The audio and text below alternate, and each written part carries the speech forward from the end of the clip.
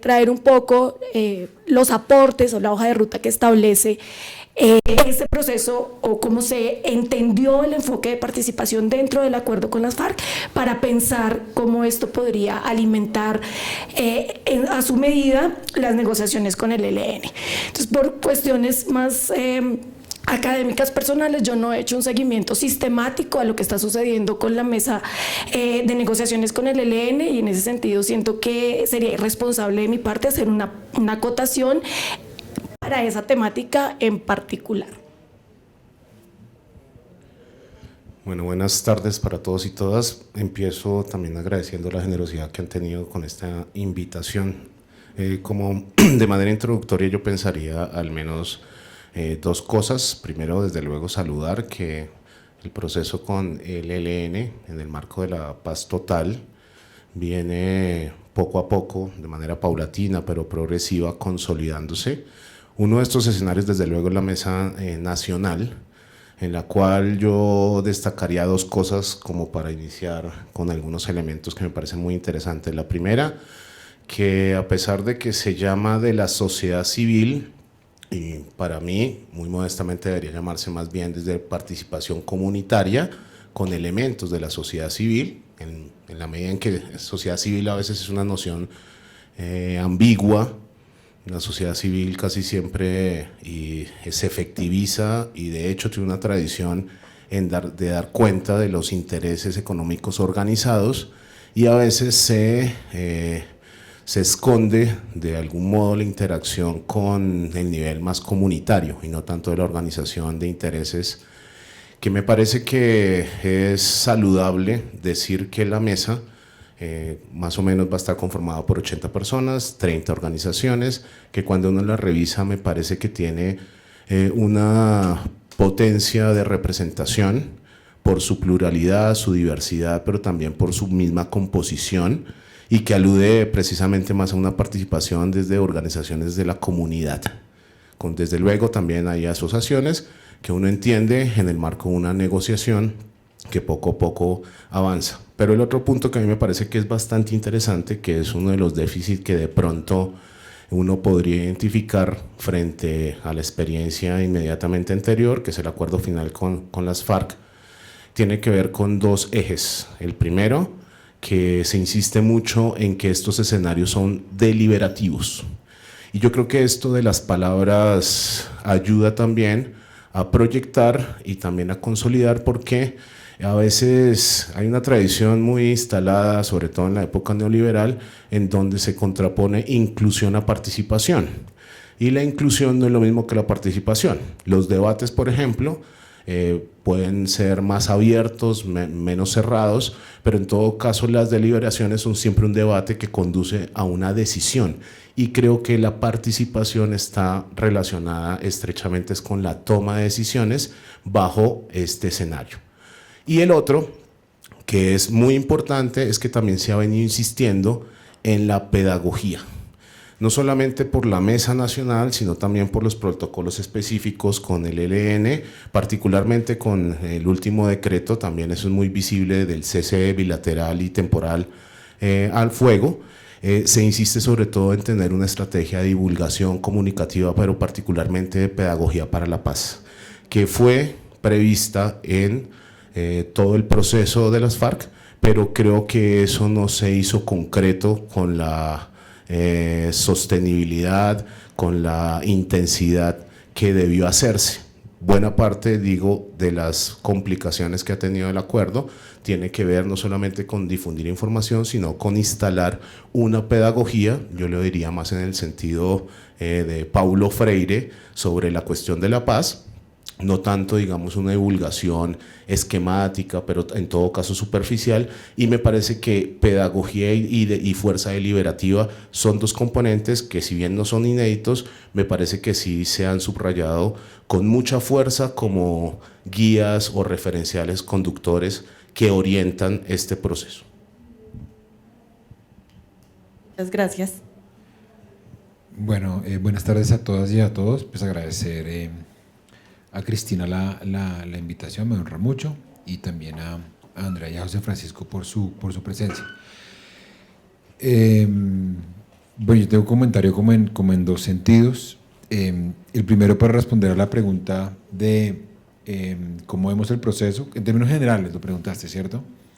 Y luego sí aterrizarlo a la participación, no sé si en esta o si hay otra intervención, porque además, bueno, José ha dicho cosas que me gustaría responder, con la mayoría coincido y otras me gustaría como complementar. Yo creo que este es un proceso cuesta arriba, es un proceso en el que el gobierno entra, si se quiere, en desventaja, al menos por tres razones. La primera, por el tiempo, ¿sí? La última vez que tuvimos un proceso de paz en Colombia fue un proceso no de 8, pero por lo menos de 6 años. Es decir, Santos tuvo la posibilidad de decir, yo arranco y si me reelijo, tengo como esa ventana, este gobierno no.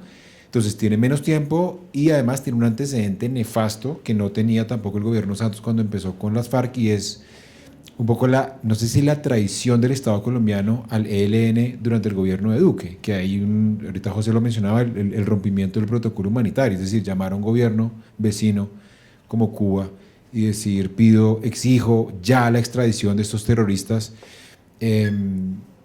implicaba obviamente una amenaza para el ELN en cuanto a que se está enfrentando a negociar con un Estado que en el pasado además ha incumplido sistemáticamente acuerdos.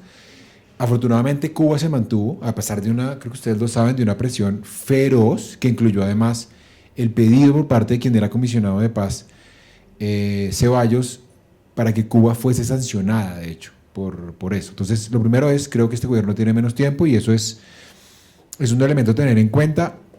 En segundo lugar, es un gobierno, esto sí lo podemos discutir, seguramente no nos vamos a poner de acuerdo, pero es un gobierno que se reivindica como progresista, ¿sí?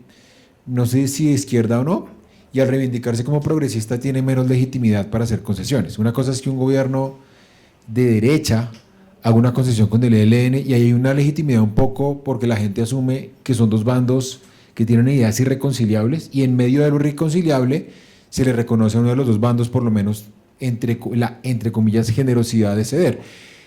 Cualquier cesión, cualquier flexibilidad de la que haga prueba Petro va a ser interpretada como una suerte de afinidad. De hecho lo vimos en la declaración de Danilo Rueda cuando se da el asesinato de los 9 suboficiales y 2 oficiales del ejército en el Catatumbo, que dice, bueno, el ELN asumió una responsabilidad. La primera declaración de Fico es, usted es un heleno. Sí, acusar de heleno no sé si la declaración de Danilo Rueda fue acertada o no, pero lo que sí estoy seguro es que es muy reveladora un poco la reacción de la oposición. Entonces, eso muestra hasta qué punto, por su origen, por su estirpe de izquierda, es un gobierno al que le va a costar mucho más en términos de legitimidad avanzar. En tercer lugar, algo también José lo mencionaba, creo que todos tenemos un poco la idea de que el proceso de La Habana fue exitoso. Y fue exitoso en términos de participación, con bemoles. Fue exitoso porque la FARC se desmovilizó. Luego uno puede discutir si el posconflicto ha funcionado, si el Estado cumplió, etcétera. Pero en términos de el acuerdo de paz, quedémonos en que busca la desmovilización, ¿sí? Yo sé que esa es como una visión muy, muy mínima de la paz, pero quedándonos con esa. Y tenemos la idea de que es la derecha la que tiene esta narrativa de que el proceso es un fracaso. El gran problema, creo yo, al que se enfrentan hoy los negociadores del Estado colombiano más, y estoy muy, muy de acuerdo con lo que dijo José, hablar de sociedad civil es un anacronismo, pero digamos que la sociedad civil, el principal escollo tiene que ver con que para el ELN el proceso de la paz no es modelo, no es ejemplo de nada, ¿sí?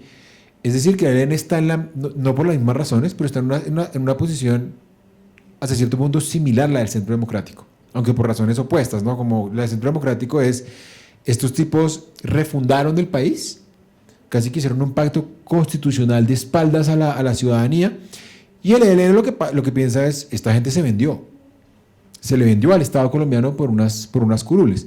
Entonces, lo que el Estado tenía en mente, que es, acá hay una cosa que sirve, hay una trayectoria, hay una experiencia, yo creo que con el ELN no va a funcionar. Y cierro con dos comentarios. Creo que hasta ahora, porque hay mucha discusión, sobre todo en los medios de comunicación, de esto no sirve, esto no va para ninguna parte, la guerra continúa, ¿cómo así que hay cese al fuego en agosto? Y entonces hay una sargento de la policía con sus 2 menores secuestrados. Creo que la ELN hasta ahora no ha dicho nada, no ha reivindicado lo cual me parece hasta cierto punto diciente, pero yo creo que hay algo en lo que Petro ha avanzado en este punto mucho más que Juan Manuel Santos en este punto con las FARC. Y es en tener una agenda de humanización. Y eso a veces, a mí me parece que desde Bogotá somos muy mezquinos. Esto no sirve para nada. Las palabras se las lleva el viento. Y creo que la gente en Colombia tiene un desprecio por el derecho internacional humanitario, tiene un desprecio por la, obviamente, mal llamada humanización de la guerra, porque la guerra es, por definición, antihumana. Pero con que estemos hablando de cese al fuego, que no haya retenciones o que no haya secuestro, que hay unas normas para la guerra y que estemos a puertas de la posibilidad de negociar en medio de cese al fuego, es algo, que el gobierno de Santos no logró. Eso tiene de ancho como el algoritmo, si quieres lo podemos discutir, porque para mí eso tiene la gran desventaja de que vuelve al proceso muy frágil.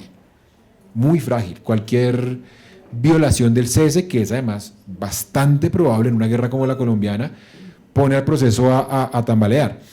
Y cierro diciendo que como la quinta dificultad pasa por las reivindicaciones históricas del ELN, y es que hasta ahora no sabemos muy bien, esto lo podemos discutir, creo que todos los que estamos acá. Con las FARC sabíamos que iba a haber un tránsito hacia partido político, ¿sí? Como pasó con el EPL, como pasó con el M-19. Con el ELN, lo han dicho creo que hasta la sociedad, nosotros no es muy claro si queremos ser un partido político, y creo que lo que ha pedido básicamente el ELN es refundar el modelo de participación en las regiones y el modelo de redistribución, y eso un gobierno de izquierda no lo puede hacer. Sí, eso lo podría hacer un gobierno, paradójicamente lo podría hacer más fácil por lo que sea al principio un gobierno de derecha. Entonces acá los modelos de el IRA, que se convierte en Sinn Féin, el Frente Farabundo Martí, que se convierte en el partido político hoy legal vigente en El Salvador, OLP Al-Fatah, no nos sirven. Entonces ahí creo que para el gobierno va a ser muy difícil, además en 3 años, poder consolidar una agenda de negociación con un actor que no, por lo menos públicamente, no tiene muy claro cuál es ese tránsito hacia la vida civil. Gracias, Mauricio. Bueno, teniendo en cuenta como la acotación que hacía Andrea al inicio y la mención que tú hiciste al proceso de paz que tuvimos con FARC, pues quisiera darle la palabra a ella para que nos pudiera contar un poco como sus percepciones frente a la participación de la sociedad civil, que ya nos han contado que es un término un poco complicado, en el espacio de FARC, y cómo podría esto aprovecharse o no en el escenario con el ELN.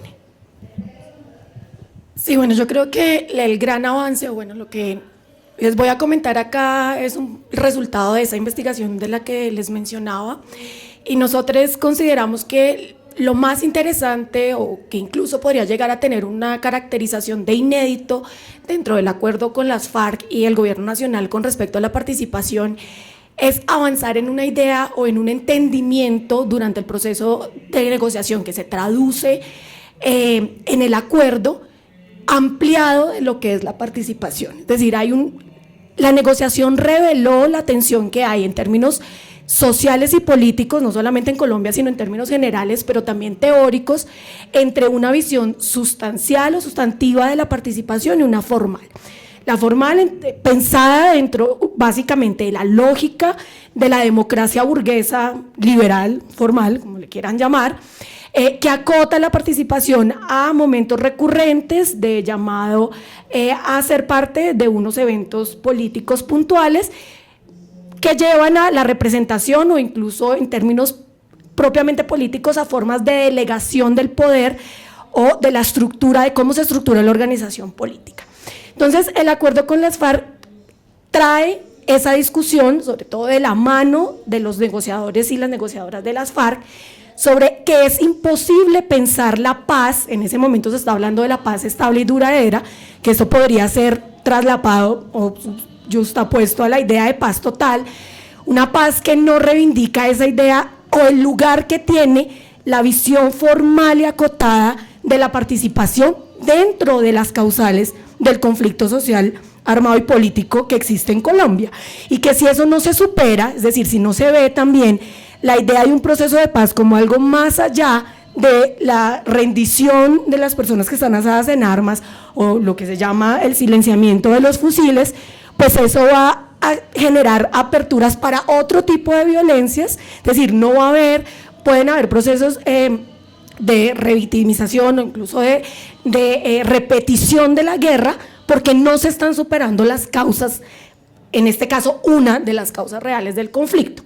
Entonces, en el momento de la negociación y el acuerdo, repito, ese entendimiento ampliado de la participación lleva a que, pese a lo que muchas personas entienden o la lectura general que se hace sobre el acuerdo, no solamente se exprese esa idea en el punto 2, que es el que claramente está identificado como el que atiende el término de la participación política, sino que además se piense como un enfoque transversal, junto al enfoque étnico y al enfoque de género, pero que este enfoque de participación fue un poco relegado y no se entiende desde esa dimensión. Y en ese sentido, el acuerdo estructura unos dispositivos, son mecanismos y metodologías en cada uno de los puntos de cómo se da o se debería dar esa participación, que estoy de acuerdo con José, es más en términos comunitarios o sociales que de la sociedad civil. De lo que habla el acuerdo, hago la aclaración, para posibilitar esa participación. Es importante también anotar que durante el proceso de negociación se dio un mecanismo también a través de los foros que fueron liderados por la Universidad Nacional y el Sistema de Naciones Unidas por cada uno de los puntos, que alimentaron las discusiones y que fue la entrada que se le dio a la participación. Vamos a mantener la idea de la sociedad civil a la mesa, y otros, como llevar ciertos representantes y representantes de ciertos sectores de la sociedad civil a la mesa, pues ya que tenía ese carácter un poco más cerrado en términos de la discusión, para separarse del que había estado en el Caguán. Entonces, eso es una cuestión que, a mi modo de ver, más allá de los entendimientos que pueda tener tanto el gobierno como la oposición, como la misma LNN, es un recurso importante, digamos, es una entrada que valdría la pena tener en cuenta, como ese entendimiento amplio de pensar no solamente la participación como un mecanismo en sí, sino como una relación, como un proceso que lleva a la forma de estructurar política, social, económica y culturalmente una sociedad que intenta, o que se supondría es la manera específica de las democracias, de tramitar los conflictos, de tramitar las disidencias, de incorporar, después de unas discusiones, las visiones de mundo que tienen los diferentes sectores de la sociedad para establecer cuál es el camino que esa sociedad debería llevar. Entonces, ese papel fundamental que tiene la participación, no solamente dentro de los acuerdos, sino dentro de las estructuras organizativas, si pensamos en sociedades realmente democráticas. Ahora, el otro punto es qué pasó con la implementación y por qué eso no se tradujo efectivamente en un proceso que avanza hacia una superación del conflicto armado, social y político en general, y del uso de la violencia como un recurso político en particular en nuestra sociedad. Y es que lo que pudimos identificar o demostrar a través de los estudios de caso que hicimos es que los cierres políticos que han caracterizado a la estructura sociopolítica de Colombia, y que, reitero, es una de las causas del conflicto, pues se mantiene vigente, y que fue digamos, puesta en marcha, digamos, reactivada fuertemente por las élites político-económicas de Colombia, incluyendo el gobierno, Santos y obviamente Duque, para intentar, y efectivamente sucedió, parar la capacidad transformadora que traía esa visión amplia de la participación. Entonces, lo que va a pasar con la implementación, y que eso sucede en todo el proceso de implementación en su totalidad, es que todos esos mecanismos que fueron creados van a ser cerrados en términos prácticos.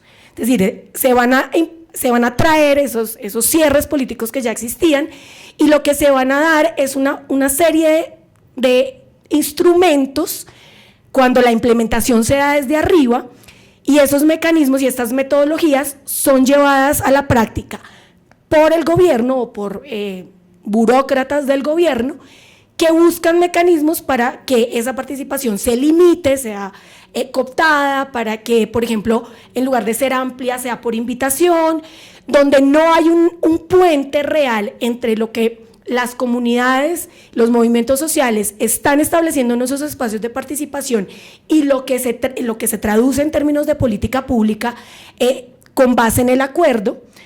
Entonces, lo que se da, el acuerdo genera la forma en que la participación puede tornarse vinculante y transformarse en decisiones públicas reales, y la implementación corta con esa posibilidad. Y lo que se hace es que las decisiones que se toman desde el gobierno, digamos en términos elitistas, tecnocráticas, como es característico del sistema político y social de Colombia, pero con revestido de una idea de participación ciudadana. Es decir, nosotros caracterizamos eso como un entrampamiento, esa manera de demostrar que sí hubo participación, pero la participación fue direccionada de tal manera que no tuviese un vínculo real con el proceso político, sino que solo sirviera en términos formales para cumplir con los requerimientos que establecía el acuerdo. Entonces, en ese sentido, si bien habría que retomar esa idea amplia, habría que superar ese problema en términos estructurales, tanto desde una voluntad política del gobierno como desde los requerimientos que hace la delegación del ELN, para que esos mecanismos sean efectivamente puestos en marcha y a su vez para que todos esos otros mecanismos de las élites políticas sean superados o contenidos como mínimo para que se pueda avanzar en una efectivación de la participación. Muchas gracias, Andrea. José, los tres han puesto varios elementos sobre la mesa. A mí me gustaría preguntarte, digamos, con estas apreciaciones que tiene Andrea, tengo entendido que tú también participaste en esta investigación que ella menciona, ¿sí?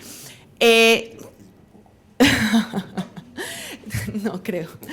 Y con los elementos diferenciadores que nos mencionaba ahorita Mauricio, en el que podemos o no estar de acuerdo con que el de Petro es un proyecto progresista, podemos decir que sí o que no, pero es distinto al gobierno de Santos. Y podemos estar de acuerdo o en desacuerdo con muchas cosas con el ELN, pero podemos decir que son distintos y distintas a las FARC. Es decir, eso nos da como resultado una mesa de negociación distinta. ¿Tú ves posible que estas incapacidades para una participación efectiva que nos mencionaba Andrea y una participación real van a aterrizar en esta nueva negociación, o ves la posibilidad de que en efecto con estas nuevas condiciones se abra una participación, no sé cómo decirle, más real de la ciudadanía en general?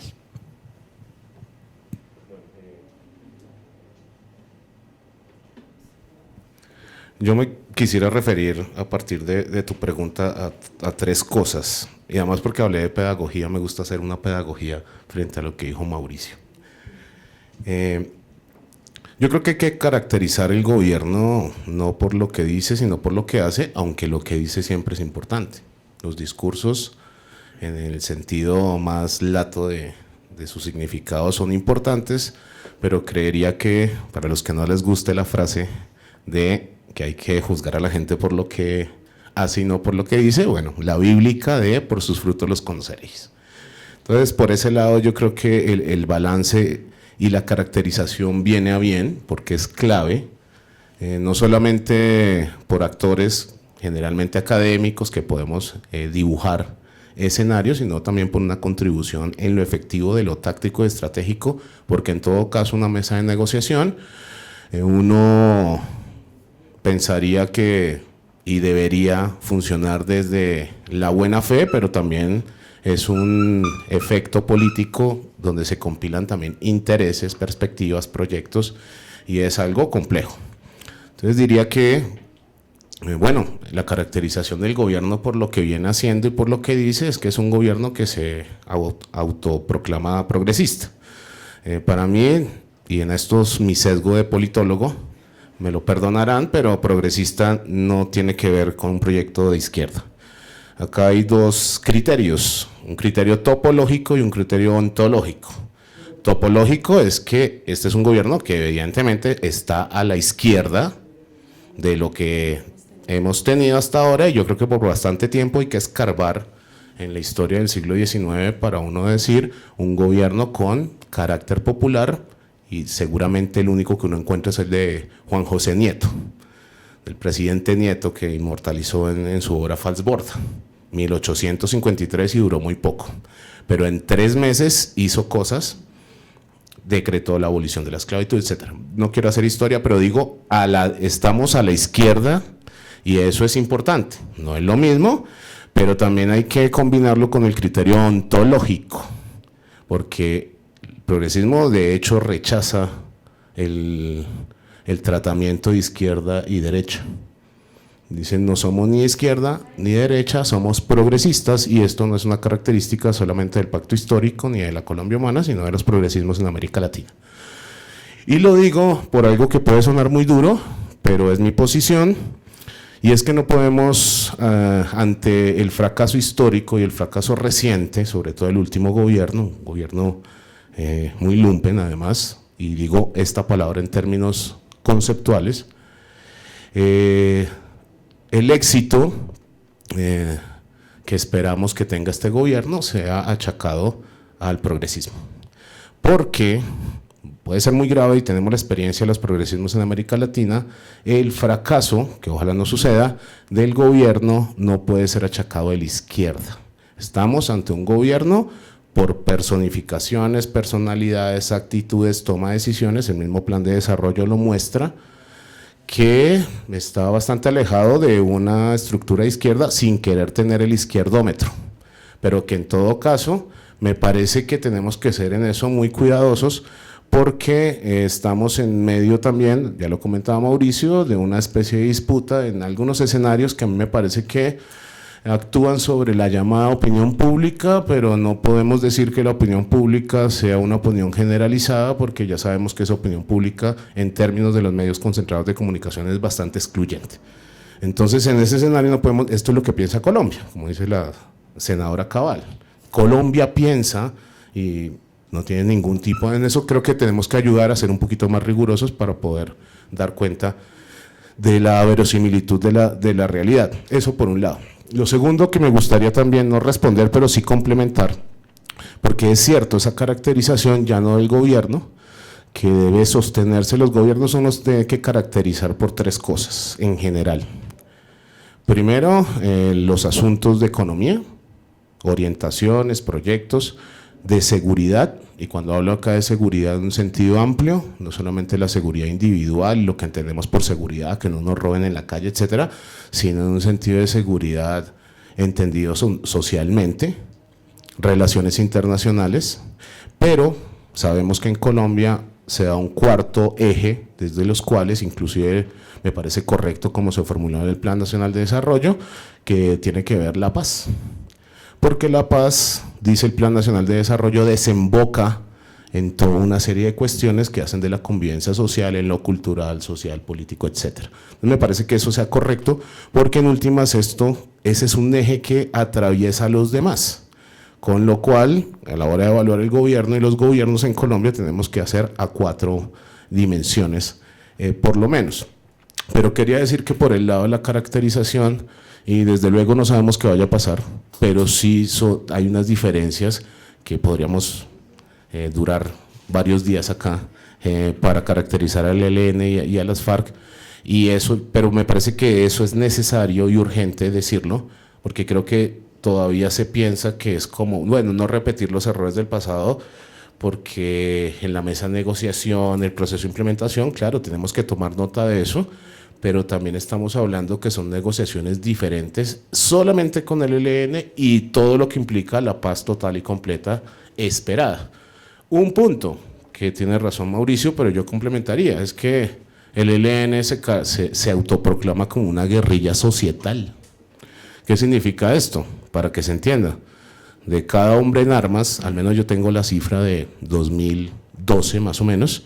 Por cada hombre en armas había aproximadamente 19 de la organización desarmados involucrados en movimientos sociales y en proyectos productivos, etc. Información de Carlos Medina Gallego. Digo un libro para que... Entonces, de alguna manera, tiene una conformación de guerrilla, la tradición foquista, etcétera, pero las FARC se le llamó generalmente guerrilla, pero tiene una estructura más de un partido en armas.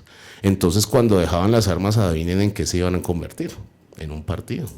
Yo no sé si el ELN, porque no sé qué piensa el ELN, uno simplemente tiene información por su carácter de clandestinidad con las informaciones oficiales, siempre en las mesas de negociación uno tiene más claridad sobre lo que están pensando, pero eso todavía puede ser un misterio. Y yo creo que la misma historia, pero también el desenvolvimiento de la mesa, puede dar cuenta de eso. Y lo tercero, respecto a la participación.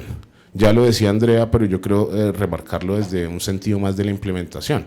Nosotros cuando hicimos la investigación hicimos un ejercicio que es muy sencillo, eso no resuelve el análisis desde luego, pero que puede ser un síntoma, y es que de las 316 páginas del acuerdo, la palabra participación aparecía 309 veces.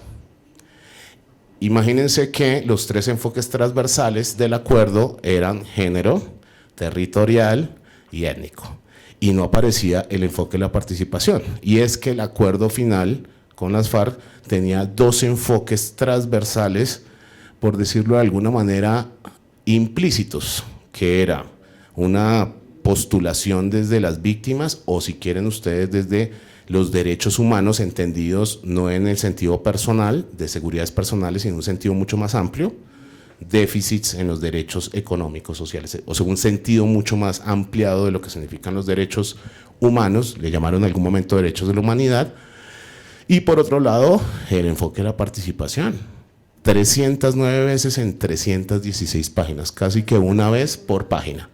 Entonces eso nos dio, y tenían variedades de adjetivos, participación política, participación comunitaria, participación a secas a veces, pero siempre en una lógica argumentativa, y un punto que se dedicaba a la participación política, pero lo traigo a colación porque eso amarraba todo el acuerdo, no era un punto, entendiendo también la integralidad y la interdependencia de los puntos, que no eran simplemente secciones, sino que estaban amarrados no solamente por los enfoques transversales, sino porque cada punto era un escenario complejo, inclusive en términos de política pública. Lo digo por lo siguiente: la matriz de resistencia práctica, pero también discursiva del ELN, siempre puso como primer punto las cuestiones mineroenergéticas.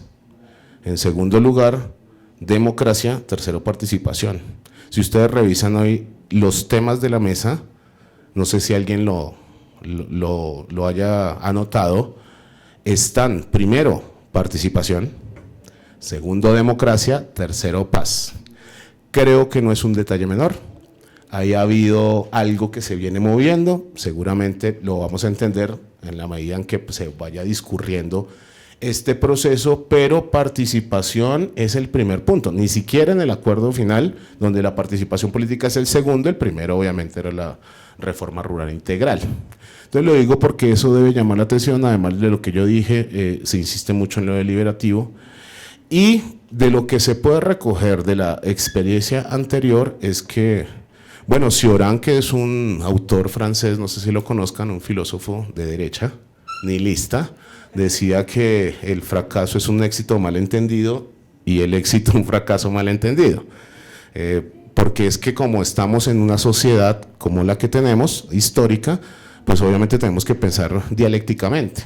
¿Qué quiero decir? Que determinadas conclusiones sobre el acuerdo para algunos es un éxito, para otros es un fracaso. Yo creo que si se ve desde arriba, fue un relativo éxito lo del acuerdo, porque me parece, y puede sonar muy crudo en esto de la pedagogía, pero si uno lo analiza de manera absolutamente realista, el acuerdo con las FARC puede ser interpretado como una especie de reincorporación express y muy barata.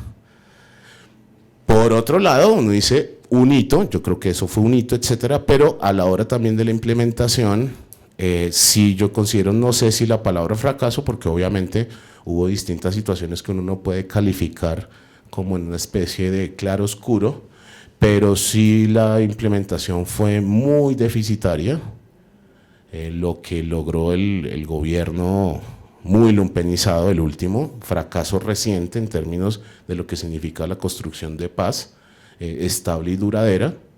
No pudieron hacer trizas al acuerdo, no, porque, bueno, había, además de lumpenizado, había grandes, altos niveles de ineptitud, ni siquiera podían corresponder con lo que querían, no pudieron hacer trizas el acuerdo, pero tuvieron una estrategia, esta sí muy inteligente y sostenida, de simular la implementación en todos los niveles, incluyendo la participación. Cierro con esto. El ejemplo yo creo que más dramático es del formato de los programas de desarrollo con enfoque territorial, que no sé, se han publicitado mucho, etcétera. Bueno, yo les diría, a partir también de la experiencia un poco investigativa y del seguimiento que le hicimos muy sostenidamente desde 2017 hasta más o menos el finales del gobierno Duque, que hoy por hoy los PEDET no existen. Existe el nombre, eso que utilizaba el gobierno como PEDET, hoy no existe. Existen unas experiencias de los planes de renovación territorial muy acotados, mal hechos, que no responden al acuerdo además. Les voy a contar una infidencia, no, esto es de público conocimiento, pero simplemente para que nos imaginemos eso. Y es grave porque hoy se está hablando, hoy nadie está discutiendo eso y seguimos adelante con los PEDET. O sea, estamos siguiendo con los PEDET de Duque, que es una simulación de los PEDET del acuerdo. Los PEDET tenían una hoja de ruta. Esa hoja de ruta no se hizo con la participación de la gente. Se hizo con una consultoría a uno de los 3 tiburones de las consultorías a nivel mundial, que es Deloitte. No sé si la conozcan. Es una consultora que sabe de todo menos de PEDET o de territorio. Se dedica a temas fiscales. Bueno, eso fue un contrato de nuestro querido contradictor Emilio Archila en su momento, con unos expertos, y imagínense, los programas, si hay algo que era participativo, no solamente en las preferencias sociales, como les gusta decir a los tecnócratas del DNP, sino también de la participación en las actividades de los procesos que implicaban la construcción de los PEDET. Acuérdense que son programas en las 16 zonas más pobres, más afectadas por el conflicto, etcétera, etcétera, planificadas en la 13/26 por tecnócratas, además de orden internacional, sin ninguna participación, y eso es lo que se llama hoy PEDET. O sea, hoy por hoy técnicamente los PEDET no existen porque no cumplen con el acuerdo. Con lo cual, ¿llamar a qué? Y yo creo que acá la cuestión es muy, muy sencilla. Primero, creo que hay que potenciar, y acá lo hablo más organizacionalmente, la unidad de implementación. Me parece que los nombramientos, uno esperaría, digamos, otra cosa, pero son correctos. Me parece que la unidad todavía le faltan, como se dice coloquialmente, dientes y uñas para poder actuar. No puede ser simplemente, algunos lo llaman de buena fe, yo lo llamo que en política pública tiene que ser, no puede ser algo improvisado, tiene que tener recursos, financiación, etcétera, etcétera. Y entonces yo creo que ese puede ser una instancia para cumplir con el objetivo de su decreto. Y lo segundo, algo que me preocupa en términos de participación y en términos también del acuerdo, porque el acuerdo desde luego es una de las, como si fuera un árbol, o pongámonos un poquito más postmodernos, los rizomas, digamos, de raíces a la Deleuze, tiene muchas vías. Yo creo que el acuerdo final no se puede ni fundir ni confundir con lo que está pasando. Me parece que es un proceso que contribuye a esto del anhelo de la paz total y completa, pero me preocupa algo, en esto no voy a profundizar, pero si quieren lo podemos comentar más ahora mismo, y es que el formato, por lo menos, ya de lo técnico, no tanto de lo político, la paz total incluye la frase lograr una paz estable y duradera. Esa es la definición que está en el Plan Nacional de Desarrollo. Pero en la práctica se está repitiendo lo mismo que se hizo con Duque, en donde desde luego vamos a tener otra actitud, pero técnicamente se están cometiendo los mismos errores que implican a todo lo del acuerdo. Y particularmente es que en el Plan Nacional de Desarrollo de Duque, de quienes no se habían leído el acuerdo, y esto no lo digo en forma de chiste ni de broma, sino que uno hablaba con los operadores de asuntos y a veces no se habían leído el acuerdo, hasta lo decían de manera cínica o de pronto para ayudar en medio de todas las discusiones que había. No se incluyó un capítulo especial y un componente específico del acuerdo de paz para el periodo de Petro. Y eso fue advertido, es decir, se hizo lo mismo, se está haciendo lo mismo que Duque. Y eso ha impactado en primer lugar con la financiación que este gobierno la releva para asuntos del acuerdo, es una financiación que no se distingue en lo fundamental del anterior gobierno. Acuérdense que estamos hablando del gobierno Duque, no estamos hablando de un gobierno cualquiera, sino un gobierno absolutamente inepto, ignorante, lumpenizado. O sea, en eso deberíamos marcar, porque hay una ventaja que tiene Petro, que tiene que construir sobre lo destruido, y cualquier cosa que haga, pues obviamente va a ser una ganancia, como dicen los chicos, ante el escenario, digamos, tan descompuesto que vivimos por lo menos los últimos 4 años en los temas de paz que involucran, digamos, los demás temas de convivencia social. Gracias, José Francisco. No sé, Mauricio, si tú quieres complementar algo ahí porque te vi apuntando. ¿Sí? Listo. Dale. Gracias. 4 puntos muy básicos, porque me parece muy interesante lo que planteó Andrea y José. Sobre todo en términos de participación, Andrea lo dijo, participación real, más allá de la formal. Yo lo que creo es que en esto sí seguramente no estamos de acuerdo, es que la participación va mucho más allá de la negociación en la mesa, que es un poco lo que tenemos todos en la cabeza, ¿no? Va a haber participación de la mal llamada, creo yo, sociedad civil. Entonces nos imaginamos unas organizaciones sociales que se reúnen y redactan una serie de iniciativas y las llevan el 25 de julio a la mesa. Esa es una parte, pero en términos generales hay participación cuando se refrenda, hay participación cuando hay control político post y durante, eso ha habido muy poco en Colombia. Hay participación en la negociación y obviamente en la memoria. Esto hay que decirlo además porque estamos en un centro que es muy importante. Y la participación en todo es transversal, digámoslo así.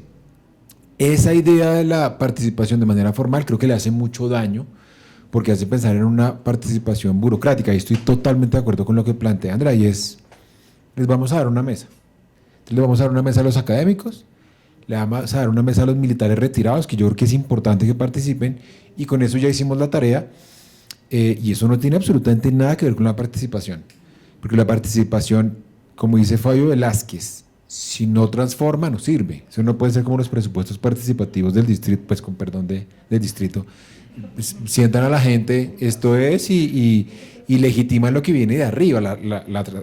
Si no se transforma desde abajo, no tiene sentido.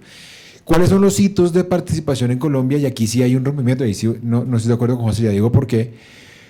La primera movilización importante pro paz en Colombia en términos recientes medios de comunicación, o una de las más recientes, es secuestro de Álvaro Gómez, julio del 88. ¿Sí?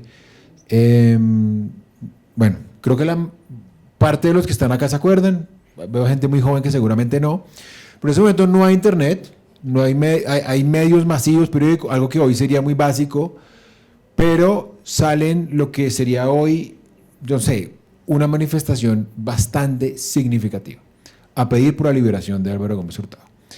Es decir, la gente no sale a cargar sobre el gobierno de Barco. Hay una movilización que es como una suerte de hito respecto de una sociedad que antes veía el conflicto de lejos. ¿Sí? Las FARC, por ejemplo, la masacre de la Chinita, había matado a una gente y eso a nadie le importaba porque era apartado. Ahora, que se metan con el M-19 en la Inmaculada Concepción, en uno de los mejores barrios de Bogotá o los más estrato 6, ya era diferente. Y luego tenemos en el 97 un hito fundacional, en mi juicio, en la participación, que es el famoso mandato por la paz. Un mandato por la paz que quedó absolutamente engavetado, porque luego la paz se volvió un activo de izquierda y de derecha. ¿Sí? Ahí me parece que, en desacuerdo con José, yo creo que el gobierno entra en desventaja, ya explico por qué. Entonces, lo primero es sobrepasar un poco la idea de que la participación es solamente en la mesa. 2, sí, entrar en el debate de qué es el gobierno de Petro podría ser interesante. Yo creo que es necesario en términos de paz. Yo creo que es progre y creo que es de izquierda, por una razón muy básica, y es porque en la discusión básica entre Estado y economía, este es un gobierno que quiere que el Estado intervenga. ¿Sí? Luego uno puede decir, no, eso es una visión minimalista, pero creo que Colombia, por minimalista que sea, es reveladora. Y veníamos de gobiernos, por lo menos, digamos, en los últimos 30 o 40 años, que tienen un poco de idea, saque la mano, no meta la mano en el mercado. El mercado se puede autorregular solo, y cuando uno ve por lo que se la está jugando Petro, lo está haciendo bien o mal, no sé qué es salud, pensiones y trabajo, y es regular esos mercados, eso para mí lo convierte en un gobierno de izquierda. No sé si seguramente no van a pasar las reformas, pero se la está jugando. Y no hemos visto, no quiero sonar como que estoy defendiendo a Petro, pareciera, pero no es. No hemos visto un gobierno que se la jugara por regular. Era raro que en Colombia, en un país, insisto, en el que la cultura de no participación del Estado en la economía es tan fuerte, era raro que un presidente diga, hay que regular. Y hemos visto, podemos estar de acuerdo en esto, los excesos en los medios. Cualquier asomo de regulación van a estatizar. Menciona la palabra estatizar con una impunidad impresionante. Entonces yo ahí veo, básicamente, sí, eso es un gobierno en nuestra, y tiene razón José, como dice Hernando Gómez Buendía, Colombia nace ladeada hacia la derecha. Entonces cualquier cosa que se acerque al centro, yo creo que es considerable izquierda. Entonces, ¿qué hace el gobierno de Petro? Yo tengo una agenda muy estrecha, la tengo que privilegiar, y manda al fondo el tema de la paz. Petro no se va a jugar por la paz. Entonces cuando uno piensa en la manifestación masiva de Gómez Hurtado, son 10 millones los que votaron en el 97 por la paz. Eso es una cifra supremamente significativa que tendemos a ignorar. Y uno dice, este gobierno tiene capacidad de convocatoria para decirle a la gente que salga a marchar por la paz, evidentemente. Ningún gobierno en la historia reciente había tenido esta capacidad de convocatoria, salvo Uribe. Uribe lo hizo, sí. Uribe sacó a la calle 4 millones de personas. Es la manifestación más concurrida desde que hay medios masivos de comunicación en Colombia. Cuando a Petro le tocó sacar a la calle, Petro que dijo, yo voy a sacar por lo que yo creo que puedo lograr, que es salud, pensiones y trabajo. Yo no voy a sacar a la gente a la calle por un tema tan complicado como es el de la paz, y yo creo que el gobierno ya dijo, esto es muy de para arriba, si esto no sale, de todas maneras la gente va a responsabilizar al ELN. Entonces a mi juicio ya el gobierno no creo que haya entregado el tema de la paz, pero me parece que la prioridad es lo que uno podría identificar como la agenda social, que es salud, trabajo y pensiones. Y cierro diciendo, ¿qué tendría que haber? Tendría que haber un hito, tendría que haber una manifestación, tendría que haber una refrendación. Eso desafortunadamente en términos de participación no está ocurriendo. Y no está ocurriendo, José lo acaba de mencionar, en buena medida porque los medios y el establecimiento ven la paz como un tema exclusivo de la izquierda. Y eso es básicamente post-acuerdos de La Habana. Estoy de acuerdo con lo que plantea Andrea. Post-acuerdos de La Habana, un tema que había sido izquierda y derecha habían estado más o menos de acuerdo en que la paz era un activo. Hoy la paz hace parte del tema de la izquierda y la derecha ve lo que quiere priorizar es el tema de la seguridad. Entonces básicamente lo que tenemos es muy difícil que con este margen tan estrecho el gobierno pueda apelar a la participación para tener un hito en el que la gente entienda que la paz es un propósito de Estado, que hay un mandato vigente desde el 97 que no ha cesado, el gobierno tampoco ha insistido suficientemente. Entonces yo pensaría que en medio de esa dificultad, la canalización de la participación hoy debería estar centrada en la defensa de ese mandato del 97, del que muy poco hablamos. Gracias. Gracias, Mauricio. Ya para ir terminando y darle la palabra pues a las personas que nos están acompañando hoy. En este momento pues se eligió el comité de participación de la mesa con el ELN, son 80 delegados de 30 sectores y ellos inician como con unas audiencias territoriales a partir del 25 de julio. Más o menos eso es como un poquito de lo que se sabe de la participación. Pero como tú lo decías, Mauricio, la participación de la sociedad civil, la participación comunitaria, pues va muchísimo más allá de este comité de los 80 delegados y de las 30, pongámosle, gremios, que no son gremios, escogidos para esa tarea. ¿Ustedes creen que ese comité, que se va a dar sus mismas reglas y se va a poner como su misma agenda y que tiene, pues según lo que han dicho, que tiene agencia hasta el 2025, ese comité va a poder, no sé si garantizar, pero al menos sí viabilizar una participación y movilizar una participación más amplia de la sociedad de lo que tenemos actualmente? ¿O ustedes creen que falta mucho? ¿Quién piensan ustedes? Fácil la pregunta. ¿Sí? ¿Mucho? No, fácil la pregunta. No, por eso falta mucho.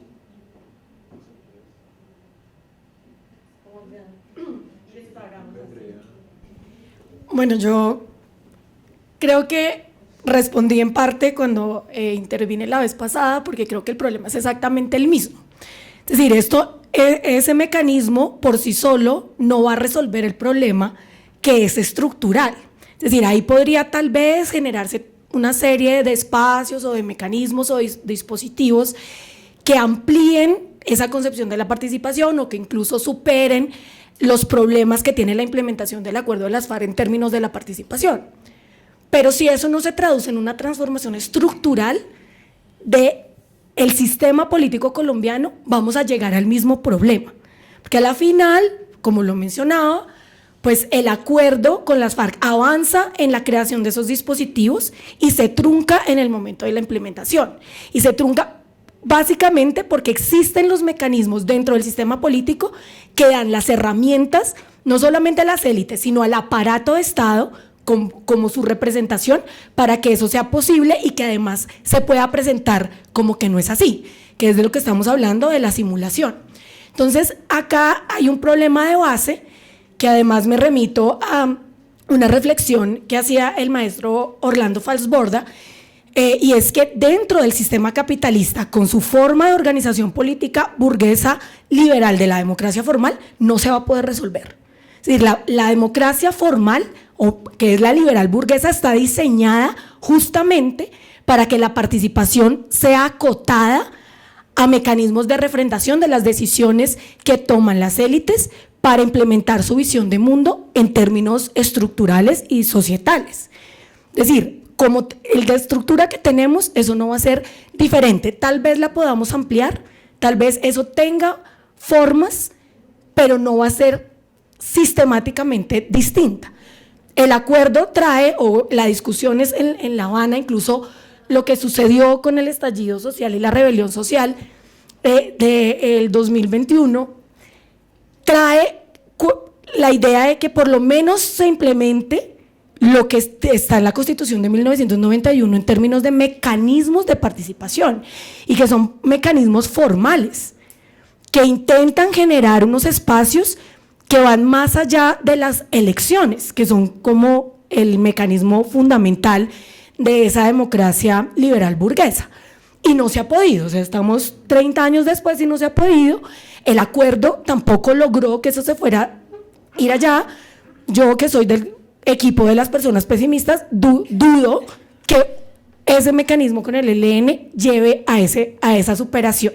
Es decir, aquí es lo que implicaría no solo la implementación del acuerdo de las FARC, más lo que traiga de inédito y que amplíe eso con el ELN, sino todo un esfuerzo social que, reitero, necesita la voluntad del Estado como un todo, o sea, no solo del gobierno, sino eso implica también de la oposición, y claramente no la hay.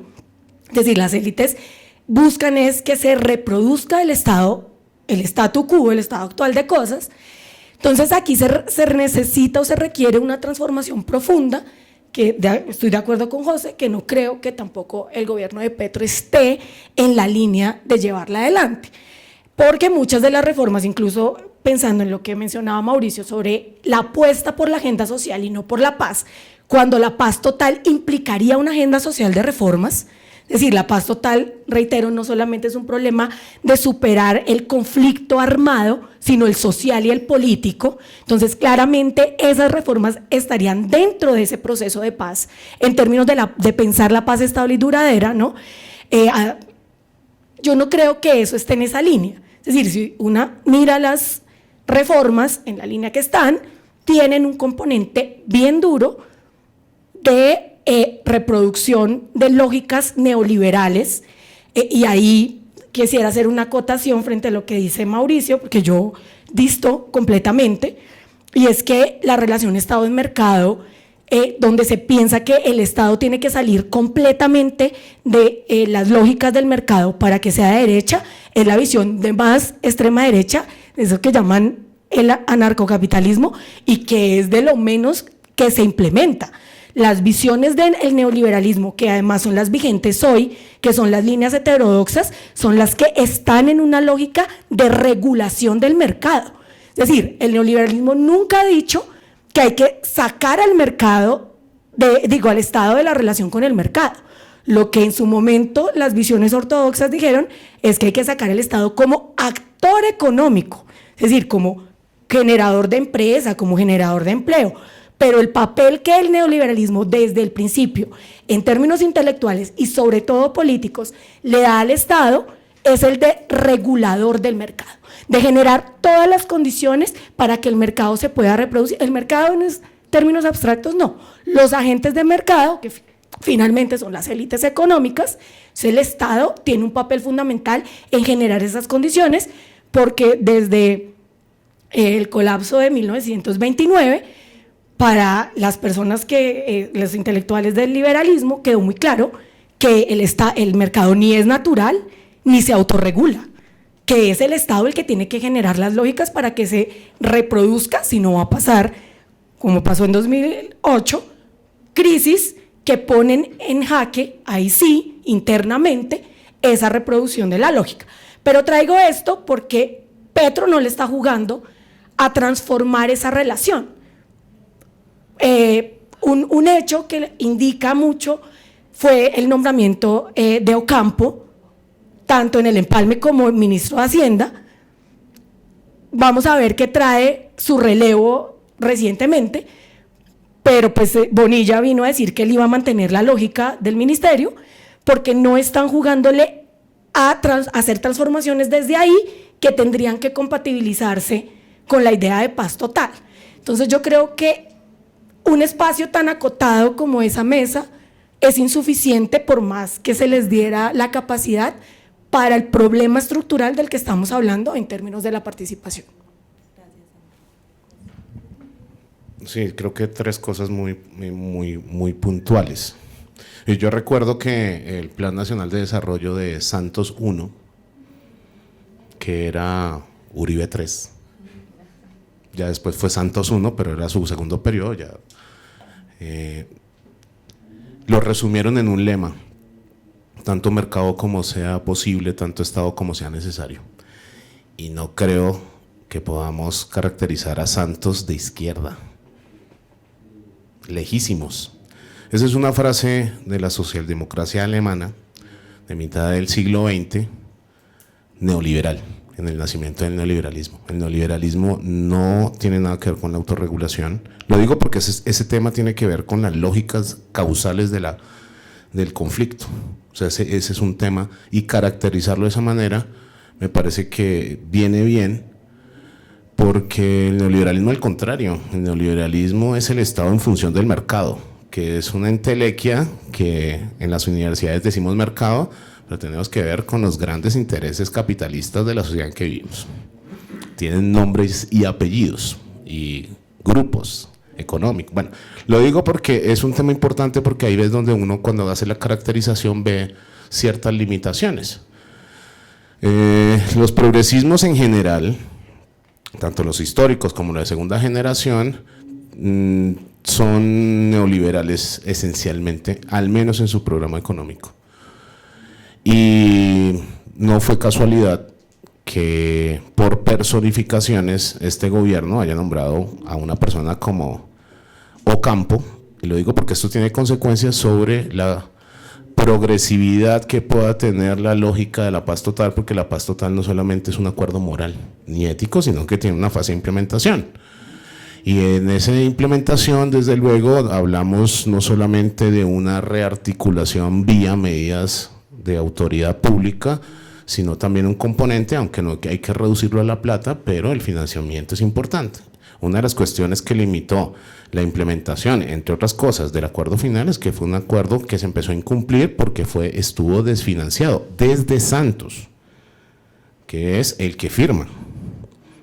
Entonces digo esto porque también lo que deja amarrado Campo, que para mí si hay 3 personajes en torno a las instituciones financieras internacionales de calado, el primero será Stiglitz, que es neoliberal, autoproclamado neoliberal, no lo digo yo, lo dice él mismo, y el tercero será Ocampo, en todo lo que tiene que ver con el FMI. Es que de alguna manera, pienso yo, estaba por lo que se amarró con el FMI, porque estamos con un acuerdo con el FMI, con las consecuencias que eso trae en términos de ajuste, etcétera. Entonces ahí vemos, no podríamos profundizarlo, pero hay una limitación que yo creo que es importante, no es para traer el tema del neoliberalismo, para desviarnos, sino porque eso hace de una caracterización de que también se contrapone, hay que decirlo, con lo que dijo Mauricio, porque ahí están algunos componentes, personificaciones de izquierda, inclusive por su historia, trayectoria,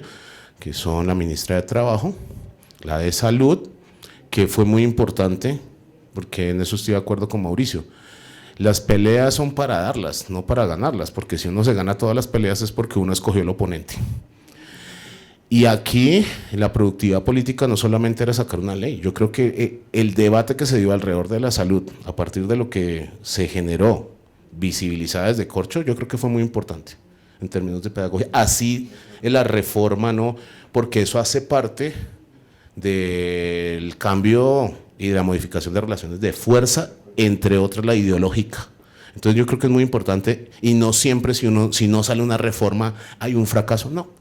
Entonces lo digo porque ahí yo creo que inclusive un gobierno progresista es el que está mejor habilitado para las concesiones, porque como no es de derecha ni de izquierda, hace cosas de derecha, también de izquierda, pone el guiño en las, ¿cómo se llama? En los autos, las direccional para la izquierda, pero volantea para la derecha, yo creo que es más maleable dentro de su ambigüedad política. Entonces de pronto sí hay una lógica estratégica y táctica, porque si no la hay, y en esto las socialdemocracias progresistas a veces pecan porque son posmodernas, entonces no creen en la trascendentalidad, entonces no creen en la planificación, es el carpe diem, lo del día a día, y yo creo que hay que planificarlo, porque si eso se hace con una inteligencia, sabiendo que estamos en un gobierno que tiene unas apuestas valorativas muy distintas al nefasto gobierno anterior y de los últimos años, de las últimas décadas, yo creo que ahí se puede avanzar. No vamos a solucionar esto en 4 años, pero yo creo que se pueden ir avanzando en ese sentido. A mí me parece que hay una cosa que hay que reivindicar de esta mesa, que yo decía, a partir de lo pedagógico, que van a insistir sobre eso, por lo menos en lo que anuncian, inclusive en el decreto. Me parece que hay una suerte de organización interna con autonomía que creo que es saludable, a pesar de que hay de parte y parte, pero vamos a ver cómo se va resolviendo, no tenemos la bola de cristal, pero sí creo que hay que avanzar en algo, y es que hay que interpretar que este comité nacional no sea, a pesar de que es representativo, no sea un comité delegativo. Es decir, lo resolvimos con una instancia, y ustedes saben que de alguna manera en Colombia, cuando no se quiere resolver algo, se nombra un comité, con lo cual me parece que no podemos interpretar que sea representativo. Yo creo que hay que virar a una cuestión más de vocerías, es decir, no se resuelve todo ahí, sino que se puedan ir incorporando y ampliando las voces y no las interpretaciones de que yo represento, porque a veces eso se convierte en delegación, y la delegación es una negación de la participación por definición, con lo cual me parece que eso. Y terminaría con un punto, porque yo creo que no empezamos por el punto principal. una definición mínima de participación, porque con lo que hemos hablado a veces siento que tenemos distintas concepciones, y está muy bien, de participación. Pero para mí, muy brevemente, la participación, digamos, respaldado por una cuestión más académica, etcétera, pero para mí la participación es una acción política y no solamente es electoral. Esa es una de las manifestaciones de la participación electoral vía elecciones, partidos, etcétera. Uno participa de esa manera, pero también la participación se puede dar desde lo que llaman en las teorías de la ciencia política, la participación civil, que es vía organizaciones de los intereses organizados, por ejemplo, sindicatos, gremios. Eso también es participación política, desde luego, y la más positiva y alegre, la participación desde los movimientos sociales, que se da extraestatalmente, un tipo de solidaridades en defensa de intereses generales, y otras participaciones de las subculturas políticas, se llaman, que son los grupos que defienden algo en específico. Entonces yo creo que tenemos que ver la participación como algo mucho más amplio, no solamente es en la calle, sino también en términos de, como decía el acuerdo final, los PEDET se construían con la participación de la gente, no solamente qué necesitaban, o sea, las necesidades socialmente problematizadas, sino que también involucraban que la gente misma construía el tipo de actividades dentro de lógicas de política pública. O sea, eso no era necesito esto y venía un Estado a medio hacer, cosa que no se hizo. Ya les dije que los PEDET hoy por hoy no existen, pero fíjense que ahí se volcaba la participación en algo mucho más intenso. Desde luego, para acceder a esa participación había que reformar el DNP, cosa que nadie está interesado. O bueno, por lo menos los sectores de poder no están interesados en cambiar esa lógica de cadenas de valor, etcétera, porque inclusive la participación que aparece en un papel, que es un valor ético y moral, también tiene una visión de la implementación. Yo creo que frente a la mesa,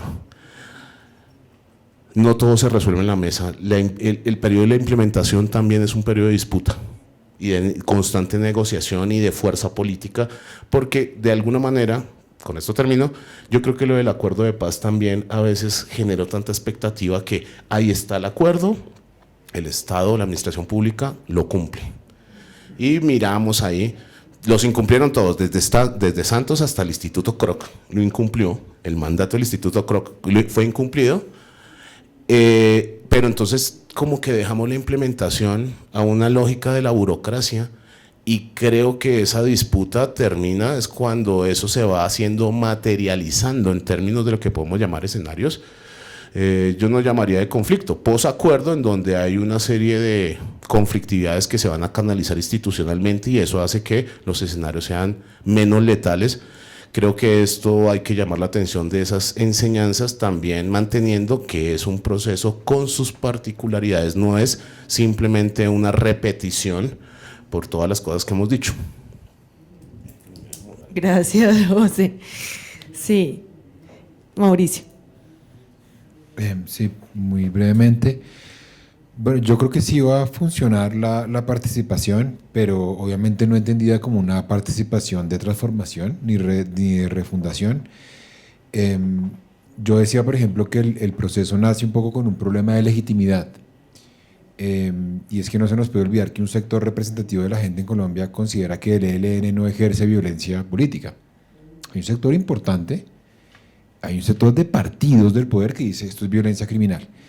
Entonces, para mí la participación va a funcionar porque si hay un mecanismo que le va a permitir al gobierno de alguna manera darle un estatus político viable al ELN, va a ser con la participación. Yo me imagino una participación similar, no a la de La Habana. La Habana tenía una ventaja y era que, como estaban los temas, ¿no? Drogas, tierra, participación, víctimas, etcétera, se podía articular lo que saliera de las mesas con esas iniciativas. Acá es mucho más complicado. Lo acaba de decir José Francisco, no sabemos muy bien cuál es el proyecto político. De hecho, el proyecto político del ELN es convocar una asamblea constituyente, que dada la situación actual va a ser, a mi juicio, casi que imposible.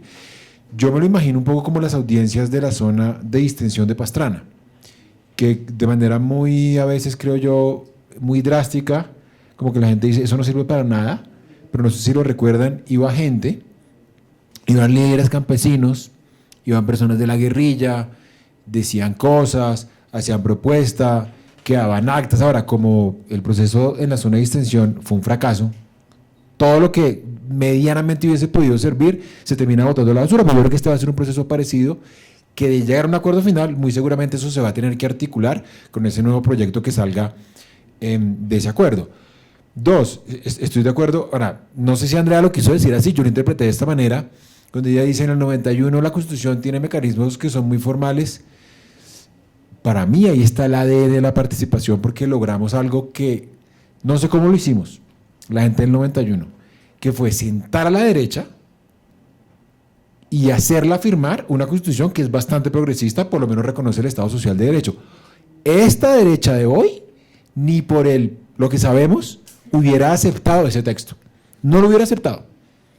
Es decir, hoy estamos peleando por cosas mucho menos progresistas que las que reconoce la Constitución del 91. Por eso digo que esta derecha es mucho más reaccionaria, mucho más inflexible.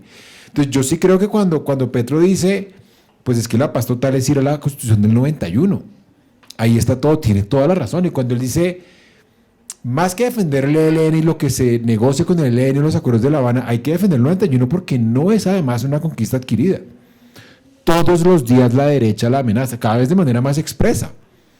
Ya pusieron a rondar, por ejemplo, esta idea de una democracia plebiscitaria para oponerse precisamente a las reformas sociales, que va a terminar obviamente en lo que siempre ha querido el uribismo, que es disolvamos el sistema de cortes y vámonos a una corte única.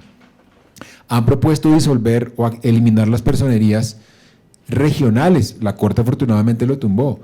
Uno de los argumentos, por ejemplo, en términos de la reforma a la salud era cómo le vamos a dar plata a los gobiernos regionales. Porque obviamente está la lógica de la derecha de cualquier asomo de descentralización es negativa. Entonces yo creo que en el fondo lo que se debe discutir cuando se habla de participación es defender la Constitución del 91, porque ahí está lo que nos permite negociar con el ELN. Si la Constitución del 91 se acabó, es la seguridad democrática y esos tipos son unos bandidos, y es confiar en esta idea de la victoria militar. Y cierro con dos comentarios. A mí me asusta mucho cuando digo la gente decir post-acuerdo, porque siento que la derecha nos ganó. Porque esa es un poco la visión de la derecha para desvalorizar el tema de la paz, ¿no? Como que posconflicto, porque cuando la gente dice, y seguramente no es la intención de José, es que la gente que cree en el posconflicto nos tiene que ver como si fuéramos tontos, como la gente cree que se firma la paz y al otro día la gente sale y no hay problemas, ¿sí? No hay problemas por la tierra, a la gente no le van a robar el celular en la calle, todo el mundo va a tener trabajo, y creo que todos, no sé si todos los que estemos acá estamos con la paz, asumámoslo. No seríamos tan inocentes y tan cándidos y cándidas de pensar que cuando se firma, yo creo que cuando la gente se dio la pela por los acuerdos de La Habana, no creo que nadie se hubiera imaginado que todos los problemas de Colombia se resuelven. Entonces a mí, la palabra post-acuerdo es un poco esta idea de la paz no es eso que nos vendieron. Yo dije que Santos fuera de izquierda, o sea, de ninguna manera. Santos es del establecimiento de derecha, no hay nada que hacer. Y cuando digo que la derecha promueve esta idea de que el mercado se autorregule y que el Estado no intervenga, me refiero al orden post-Bretton Woods, que es básicamente la idea que ha imperado o que ha tratado la derecha que impere, que es el Estado hay que reducirlo a su mínima expresión. Y eso es lo que nos habían dicho en Colombia todo el tiempo. Es el dogma de la OCDE, es el dogma de la regla fiscal. Y eso era lo que había imperado en Colombia, y eso hoy es regla fiscal. No lo niego, y está Bonilla, y estaba José Antonio Campo, pero estoy de acuerdo con José, hay que ver la correlación de fuerzas. No pudimos hacer 3 reformas que eran, yo decía a la gente, no sé si ustedes tienen amigos aquí argentinos, se sorprenden del grado de moderación de Petro. Diciendo todo el tiempo, eso que dicen que las reformas radicales de Petro en cualquier país latinoamericano son correcciones menores al mercado. Pero acá es para decir también a José, como José decía, más fácil con un progresista que no se reivindiquen de la izquierda, es que eso es lo que ha hecho Petro. Está gobernando con Benedetti. O sea, mayor concesión ideológica que esa no podría ser. Entonces yo también creo que cuando pensamos un poco en los márgenes que tiene el gobierno para defender un proyecto que yo creo que es de izquierda progresista, hay que tener en cuenta el correlato de fuerzas. Y cierro diciendo, el proyecto progresista en Colombia, sea derecha o izquierda, es un proyecto profundamente participativo y descentralizador. Y eso es básicamente, yo creo que la vocación ideológica del ELN. O sea que efectivamente hay una, creo yo, compatibilidad natural entre lo que ha defendido históricamente el progresismo y lo que ha reivindicado el ELN. Por eso yo creo, para responder a tu pregunta, que nada debería impedir que esa participación derive en una profundización de la Constitución del 91, que es, a mi juicio, donde está el cruce de encuentros entre las reivindicaciones del ELN y lo que en teoría se pactó en el 91. Para mí el gran problema está en que siga siendo carrera la tesis de que es posible la victoria militar y que además no hay violencia política. Gracias, Mauricio, gracias a todos. Vamos a abrir el micrófono para preguntas. Muy corticas las respuestas. Por favor, no más de un minuto. Sí, ¿quién? Ay, pero no es, ¿cómo así? Estamos hablando de participación y no vamos a participar. ¿Qué es esto? Listo, 1, 2, 3. No, Lore, perdón. 1, 2, 3. Listo. Pues a mí me surgen dos preguntas, una más en un tema técnico respecto a algunas posibilidades metodológicas que podemos llegar a vislumbrar en temas de participación, y es garantizar el tema de la participación en lo que sí es entendido como sociedad civil, no solo entendido desde la mesa, el comité negociador, sino que aprovechando también tema de instrumentos tecnológicos, cómo podemos desde esos elementos garantizar mayor participación, por lo menos desde quienes estamos aquí ubicados en otras partes del país. Claro, también entendiendo que hay unas limitaciones tecnológicas en lo que puede llegar a ser los territorios por fuera de la ciudad de centro, pues creo que ahí hay una potencialidad importantísima de empezar a recopilar muchísima información, muchísimos puntos de vista que creo que hasta el momento pues no han sido tomados. Entonces veo ahí una posibilidad. Me gustaría saber si de pronto desde esos análisis que realizan cabe la posibilidad. Y el segundo, que viene con una lectura que me parece muy interesante, claro, de que la participación sea también en la implementación, y es, veo ahí un reto gigantesco una vez firmado el tema del acuerdo con el ELN, y es cómo hacer a la sociedad civil justamente participativa de estos procesos, teniendo un contra que puede llegar a ser los medios de comunicación masivos, que todo el tiempo están desinformando, están poniendo una información que no es, que de alguna manera terminan polarizando lo que viene a ser la sociedad civil, que lograría un efecto totalmente contrario a lo que se espera en ese ejercicio de veeduría, de seguir ahí proponiendo, de seguir disputando.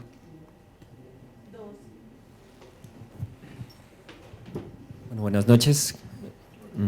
La pregunta tiene que ver con una noción, un concepto que no escuché y que suelo ver, pillar como en las lecturas o cuando se habla de participación, procesos de paz, y es sobre el tema de estigmatización de la población combatiente.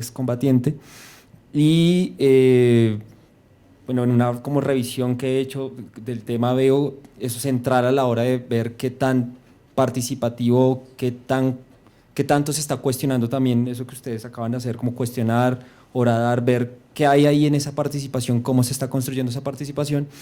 Y quisiera saber, para Andrea, José y Mauricio, cómo encuentran eso actualmente y particularmente con el ELN. Creo que ahí se juegan también otras correlaciones de fuerza. Creo que ahí el tema discursivo creo que es central, y ver y encontrar cómo digamos, se va construyendo de alguna manera esa restauración también del habla de ellos mismos, ¿no? Una sociedad que no le perdona nada, sobre todo a un excombatiente particularmente subversivo. Entonces, quisiera saber ustedes cómo encuentran eso a la hora de construir no solo el escenario actual de negociación, sino en la implementación en términos de la vida misma, que pues todos los procesos de paz pues ya han marcado una tendencia. El de La Habana no es la excepción, y quisiera saber cómo encuentran eso, porque justamente más allá de que son unos eventos menores y que pues son totalmente juzgables y condenables, las violencias ejercidas que en medio de las negociaciones de ambos lados, sí hay que ver cómo se va a garantizar no solo la vida misma, sino también ese proceso en donde ellos sean un actor importante a la hora de participar.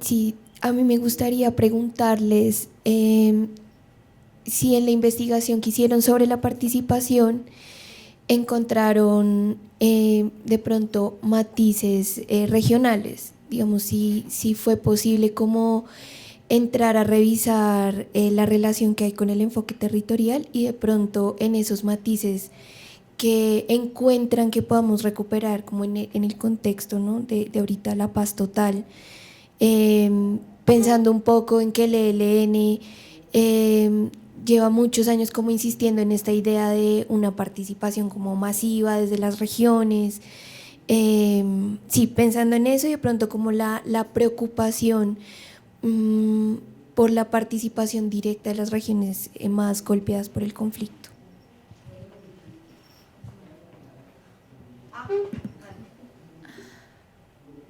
Bueno, buenas noches. Yo voy a hacer una pregunta, de pronto me salgo un poquito de la línea central que viene como con la participación. Sí me salgo un poquito, sin embargo, recojo una de las reflexiones que creo que fueron transversales a lo que cada uno dijo y es que es un proceso distinto, ¿no? Que el ELN es distinto a las FARC, que estamos en unas condiciones contextuales y coyunturales que son distintas. Allá se me escucha mejor, ¿cierto? Sí. Bueno, entonces, pues bueno, algo que nos preguntábamos con el equipo, con el equipo de Tami Arauca de la Escuela de Justicia Comunitaria de la Universidad Nacional, era bueno, un tema importantísimo es que el ELN, como en su estructura, funciona como por células operativas, si se puede entender de esa forma. Y digamos que con la noticia que la mencionó Mauricio del secuestro a la sargenta en Arauca, una pregunta que nace es, pues realmente cuál es la disposición del ELN y con quiénes estamos negociando, ¿no? Con cuál de las 1000 células o con cuántos de los frentes que existen, y eso qué repercusiones tiene pues tanto en la mesa como en la implementación de los diálogos del acuerdo con el ELN. Gracias. Listo, muchas gracias por sus preguntas. Les voy a dar 2 minutos a cada uno y a cada una para contestar muy cortico, que ya nos excedimos como media hora. ¿Listo? ¿Sí? Empecemos por Mauricio. Pues muy rápidamente con la última pregunta. Pues es la lógica de la guerra. Las guerrillas siempre han tratado de llegar a la mesa de negociación con el mayor número de ventajas estratégicas. No lo estoy obviamente legitimando, pero creo que eso no debería poner en tela de juicio de hecho, eso reafirma la voluntad, no sé si de paz, pero por lo menos de negociar. Voluntad de paz. Yo creo que el ELN puede dudar de la voluntad de paz del Estado colombiano cuando ve el número de personas que votaron por Rodolfo Hernández, cuando ve el resultado del plebiscito por el no. Entonces, a veces le cargamos como la voluntad de guerra exclusivamente a la guerrilla cuando tenemos un montón de gente en Colombia que si la fueran a escoger, escogería la guerra. Antes de la zona de extensión, las FARC hizo, no sé si recuerdan el asesinato de 3 antropólogos estadounidenses. En fin, la historia de buscar ventajas militares creo que es larga y hay que entenderla en esa lógica sin obviamente justificar. Luego, respecto a la estigmatización y a las categorías, eso se conecta con la pregunta de los medios de comunicación, yo diría hegemónicos más que mayoritarios, que suelen serlo, pero no siempre. Y me parece que Colombia está saltando de una polarización que era polarización política, que era buena, porque la gente se estaba reivindicando. Esto que acabamos de hacer con José y con Andrea, discutir y qué es ser de izquierda y que la gente no le dé miedo reivindicarse conservadora, progresista, lo que sea, comunista, por ejemplo, en Colombia llegó a tener tantas implicaciones. Eso que era bueno se está convirtiendo en una polarización afectiva, que yo creo que es mala porque es la cancelación del otro, ¿sí? Y obviamente en las redes sociales está la posibilidad de, dijiste lo que no me gustó, bloqueado. Entonces la gente está cerrada en núcleos muy chiquitos donde repiten, le dicen, los algoritmos obviamente limitan la información. Entonces tú eres de derecha, eres de izquierda, católico, lo que sea, lees una información que reafirma tus prejuicios. Entonces para mí la única manera es que nos apropiemos de ciertas categorías que se han venido pervirtiendo, como en el caso de la paz, como en el caso de posconflicto, causas objetivas de la violencia. Era algo en lo que estábamos más o menos de acuerdo, por lo menos desde Belisario Betancur, y lo hemos venido perdiendo. Ya hay mucha gente más o menos de centro que hoy cree o que desdice o que contradice las causas objetivas de la violencia. Entonces ahí me parece que es muy grave. Y cierro diciendo respecto a la estigmatización de los desmovilizados, que tiene que ver también con la participación. A la guerrilla, igual que a la persona que está en la calle protestando, hay que verla como una persona vulnerable, ¿sí? No como un asesino. Obviamente que en algunos casos tenga que responder ante la justicia, porque tiene que haber administración de justicia, como está ocurriendo con la JEP, es innegable. Ese cambio de narrativa no se lo podemos dejar a los medios de comunicación. Ese es un cambio que viene desde abajo y tiene que ver con la participación, y lo que yo decía, que tiene que ser con la resignificación de categorías que en el último tiempo un sector del establecimiento que se ha vuelto cada vez más conservador, porque yo le decía, esta derecha es mucho más reaccionaria que por menos de los 90. Entonces recuperar ese significado para mí es la mejor fórmula como para luchar contra la estigmatización. Gracias. La tuya yo no hice parte del estudio, pero eso no la respondo. Gracias. Gracias.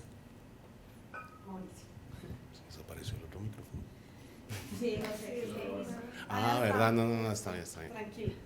Bueno, perdón, ¿cómo es tu nombre? Nicolás. Iván. Sí, ya lo sabía, pero tengo que preguntar. María José y Ana. Bueno, muy bien. Yo no voy a responder, voy a hacer como un collage de cosas. Voy a empezar con la pregunta porque sí, durante casi 2 años hicimos una investigación, o hicieron, digamos, las profesoras Andrea, Carolina, yo la verdad aporté más bien poco, con un equipo de la Universidad Nacional de colegas, intentando sistematizar desde lo empírico, pero también desde lo teórico, el proceso de implementación en cuanto a la participación, y un poco ya les había compartido todo esto de por qué la participación, cuántas veces aparece, etcétera.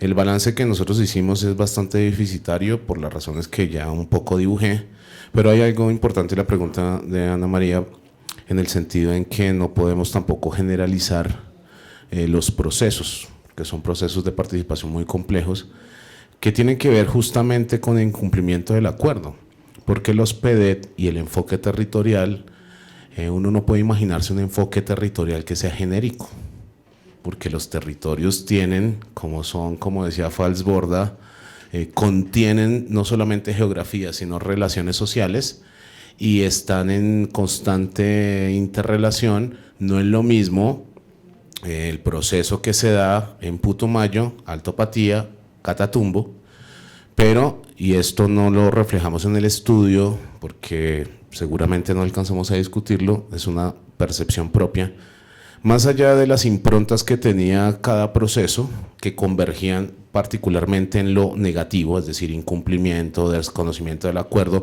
los que tenían que garantizar la participación a partir de unas habilitaciones legales para poder generar ese tipo de procesos son los que lo interrumpían.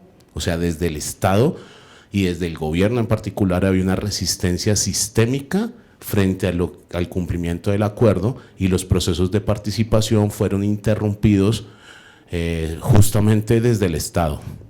Sí hubo participación, porque hubo niveles de participación, creo que tuvo que ver con decisiones valerosas también de la comunidad alrededor de cómo organizarse autónomamente para poder presionar a que esos procesos no fueran tan desastrosos como lo fueron. Entonces, lo digo porque cuando les comentaba lo de los PEDET, acá el gobierno, en los tales PEDET que no existen, generó una hoja de ruta en donde trata a todos los territorios iguales. A Bogotá, como si fuera el Carmen de Bolívar, a Alto Sinú, como si fuera Amazonas. Y justamente el acuerdo lo que quería era un enfoque territorial que incorporara justamente esas particularidades en una idea que inclusive teóricamente se llama abigarramiento, porque esto no tenía que ver nada con generar o provocar o animar secesiones territoriales, no, era una concepción territorial de cómo los territorios no son solamente espacios vacíos, sino que, repito, son relaciones sociales diferenciales, pero articuladas a las demás. Entonces, Yo tengo la sensación que eso varía, Ana, que no está consignado, repito, en la investigación, también dependiendo de los territorios.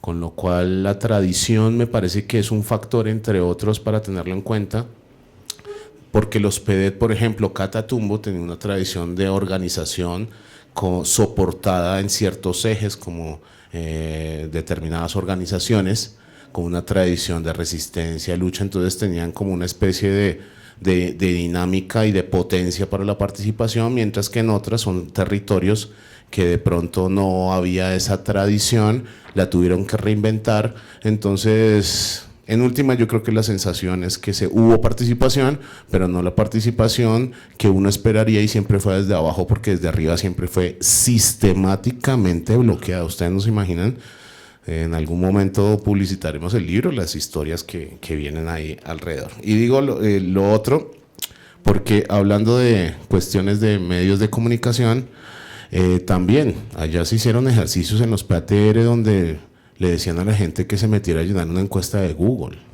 y con eso decían, la gente participó. No, una encuesta de Google es una encuesta de Google, un sondeo es un sondeo. La participación, creo que si se puede ayudar instrumentalmente. A mí me extraña mucho porque los progresismos, el plan doctrinario de los progresismos se llama el Consenso de Buenos Aires.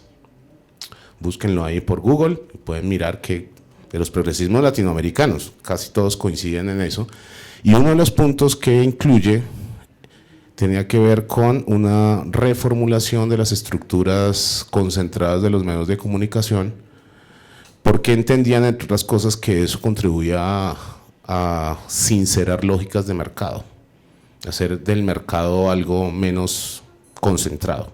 Pero también en términos de la historia latinoamericana, pues eso es absolutamente necesario. De eso no se ha hablado. Todos los progresismos, desde Lula, Kirchner, Tabaré Vázquez, Pepe Mujica, las propusieron. Donde avanzó más fue en Argentina, pero a partir del gobierno Macri, un retroceso. Pero me parece que eso es fundamental.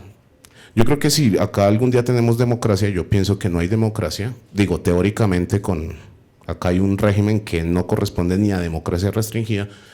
Para construir democracia esto es una premisa inexpugnable, con lo cual no sé, la pregunta tuya no la sabría responder, ni tampoco un poco la tuya, porque yo todavía también uno está confundido, y además sobre procesos que van avanzando en el día a día, con lo cual, pero me parece que ese tema unido a pedagogía va a ser crucial, de cómo hacemos pedagogía con las restricciones que hay. Una mesa afuera, eso no, digamos que ambienta en términos internacionales, pero una mesa afuera, lejos, etcétera, no es lo mismo que unas mesas facilita unas cosas, obstaculiza otras, pero en términos de participación concreta que se puede dar, tampoco vamos a negar que los medios digamos, los nuevos formatos no puedan ser útiles, habría que pensarlo. Pero creo que lo peor que se puede hacer es improvisar, porque si no confundimos un sondeo con participación. Y eso yo creo que no viene bien para el momento que estamos viviendo. Bueno, solo para complementar respecto a las preguntas de Nicolás, creo que sí, es posible, digamos, imaginación política hay mucha, afortunadamente, y podría buscarse un mecanismo que incorporara esas posibilidades tecnológicas, pero creo que más allá de eso la pregunta sería, independientemente de cuál es el mecanismo o la metodología de la participación, ¿cómo realmente se asegura que esa participación va a ser vinculante? Que es un poco lo que está hablando José, ¿no? Y es en qué sentido lo que están diciendo las comunidades o las personas que participan terminan siendo parte de las decisiones que se toman, que es lo que pasó con el acuerdo a las FARC, que eso es lo que no sucedió. O sea, hubo una distancia entre lo que decían las comunidades que lograron llegar al momento de la participación y lo que se definió, que además después no se implementó totalmente, o lo que se implementó. Yo creo que ahí hay como, ese sería para mí un eje importante. Y frente a la cuestión de la implementación y los medios, yo creo que algo que deberíamos intentar pensar, porque tampoco tengo la respuesta, es el papel que tienen las organizaciones en su autonomía. Es decir, la organización comunitaria, social, popular, para contrarrestar ese discurso hegemónico. y cómo desde esos lugares o desde estos lugares estamos intentando construir unas narrativas o unos imaginarios distintos y cómo desde ahí se generan las disputas y no dejar las disputas políticas solo para esas personas que se consideran que tienen la acción política o que trabajan en la política y se dedican profesionalmente a eso, sino desde esa visión amplia que en algún momento mencionó José y Mauricio, donde todos tenemos una posibilidad de participación política, pensado eso como una acción y como una relación, cómo eso entra en esa disputa. Y en ese sentido, con la pregunta de Iván, pienso que esa disputa también tendría que entrar para pensar la estigmatización y desde las personas desmovilizadas, pero también desde la gente que estamos aquí fuera de eso y sobre todo el gobierno. O sea, cómo se desmonta también ese imaginario de equiparar la gente desmovilizada con terroristas que hay que, como no lograron romper con el acuerdo completamente o como buscan romper con el que se está creando con el ELN, son objeto de exclusión social, que a la final la exclusión social y política es lo que ha hecho este sistema, no solo en Colombia, el sistema capitalista patriarcal colonial, siempre, desde que existe.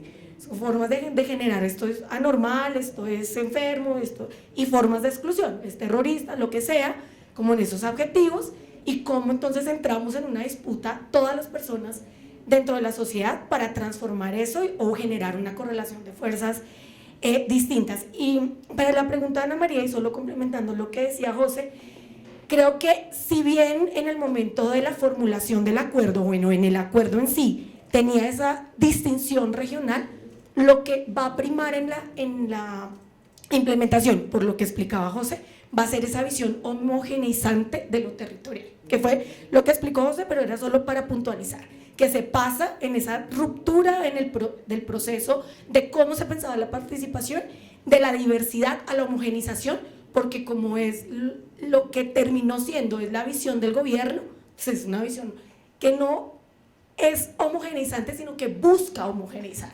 Ese es su objetivo, entonces para eso es funcional. Y bueno, a María José no le contesto porque, como dije al principio, pues para mí implicaría hacer un seguimiento más sistemático sobre la cuestión del ELN que no tengo. Gracias.